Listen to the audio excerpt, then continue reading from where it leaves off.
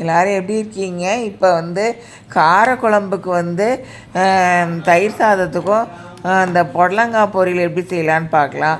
அதுக்கு புடலங்காய் வாங்கினதை ரெண்டாக வெட்டிட்டு, இது ஒரு 1/2 கிலோ புடலங்காய் வாங்கியிருக்கு.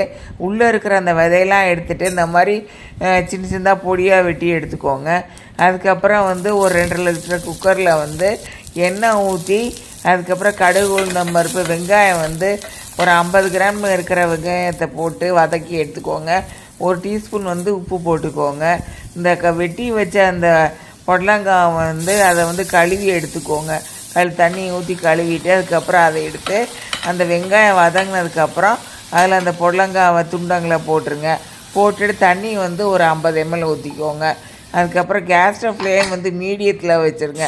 ஆரம்பத்துலேருந்தே மீடியத்தில் கேஸ் ஸ்டவ் ஃப்ளேம் வச்சுட்டு அதை ஆவி வந்தோடனே வெயிட்டை போட்டுட்டு, அதுக்கப்புறம் கேஸ் ஸ்டவ் ஃப்ளேம் மீடியத்துலேயே இருக்கட்டும். அப்புறம் ஒரே ஒரு விசில் வந்தோடனே ஆஃப் பண்ணிடுங்க.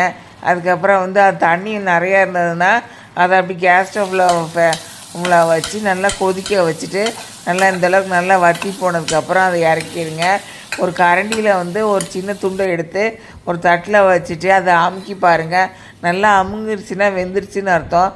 தேங்காய் ஒரு 50 கிராம் தேங்காய் எடுத்து துருவி எடுத்து அதில் போட்டுருங்க. இதை காரக்குழம்புக்கு சாப்பிட்லாம், தயிர் சாதத்துக்கும் சாப்பிட்லாம். நன்றி.